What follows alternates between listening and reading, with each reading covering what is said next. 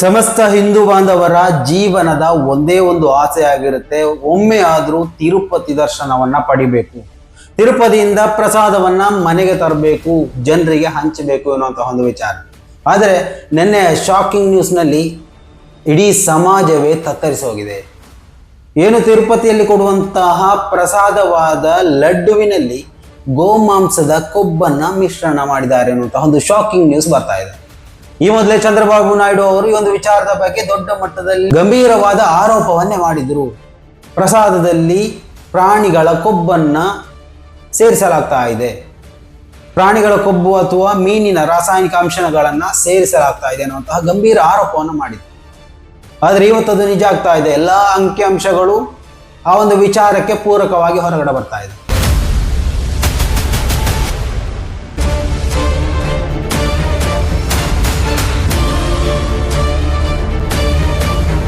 ಸ್ನೇಹಿತರೆ, ಎಲ್ರಿಗೂ ನಮಸ್ಕಾರ.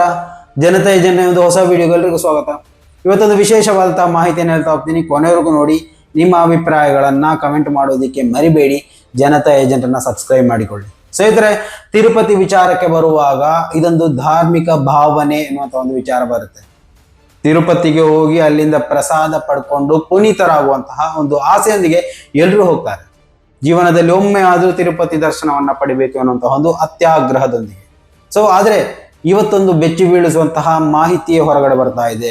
ಇದುವರೆಗೂ ಯಾರೆಲ್ಲ ಹೋಗಿ ಪ್ರಸಾದವನ್ನ ಪಡ್ಕೊಂಡಿದ್ದೀರಾ, ಆ ಎಲ್ಲ ಪ್ರಸಾದಲ್ಲೂ ಗೋಮಾಂಸವನ್ನ ಮಿಶ್ರಣ ಮಾಡಿದ್ದಾರೆ.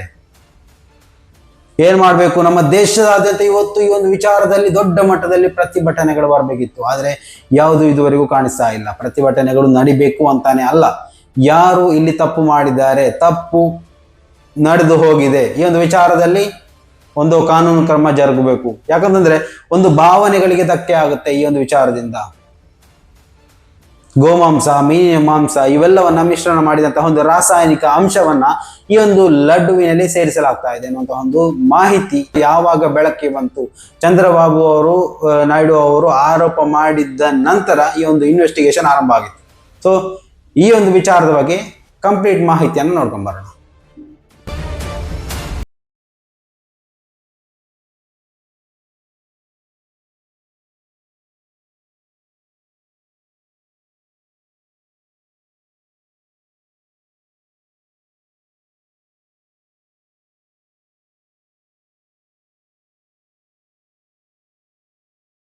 ಭಕ್ತರ ಪಾಲಿಗೆ ಇದೊಂದು ಶಾಕಿಂಗ್ ನ್ಯೂಸ್ ಅಂತಾನೆ ಹೇಳ್ಬೋದು. ತಿರುಪತಿ ದೇವಸ್ಥಾನದ ಲಡ್ಡುವಿನಲ್ಲಿ ಗೋಮಾಂಸದ ಕೊಬ್ಬು, ಮೀನಿನ ಎಣ್ಣೆ ಬಳಕೆ ದೃಢಪಟ್ಟಿದೆ.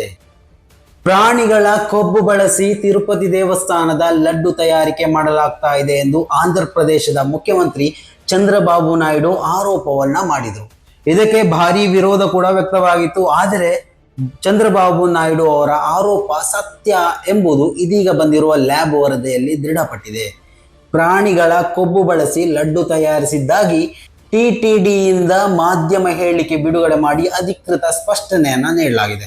ತಿರುಪತಿಯ ಲಡ್ಡು ತಯಾರಿಕೆಗೆ ಬಳಸುವ ತುಪ್ಪದಲ್ಲಿ ಮೀನಿನ ಎಣ್ಣೆ, ಪ್ರಾಣಿಗಳ ಕೊಬ್ಬು ಇರುವುದು ಲ್ಯಾಬ್ ವರದಿಯಲ್ಲಿ ದೃಢಪಟ್ಟಿದೆ. ಇದರಲ್ಲಿ ಹಂದಿಯ ಕೊಬ್ಬು, ದನದ ಕೊಬ್ಬು, ಪಾಮ್ ಆಯಿಲ್, ಸೋಯಾಬೀನ್, ಸೂರ್ಯಕಾಂತಿ ಎಣ್ಣೆ, ಮೆಕ್ಕೆಜೋಳ ಎಣ್ಣೆ ಬೆರೆಸಿದ ಕಡಿಮೆ ಗುಣಮಟ್ಟದ ತುಪ್ಪ ಕೂಡ ಬಳಕೆ ಮಾಡಲಾಗ್ತಾ ಇದೆ ಅಂತ ಖಚಿತ ಮಾಹಿತಿ ಇದೆ. ತಿರುಪತಿ ಲಡ್ಡುವನ್ನ ತಿರುಪತಿಯ ತಿರುಮಲ ವೆಂಕಟೇಶ್ವರ ಸ್ವಾಮಿ ದೇವಸ್ಥಾನದಲ್ಲಿ ವಿತರಿಸಲಾಗ್ತಾ ಇದೆ. ಈ ದೇವಸ್ಥಾನವನ್ನ ತಿರುಮಲ ತಿರುಪತಿ ದೇವಸ್ಥಾನ ನಡೆಸ್ತಾ ಇದೆ.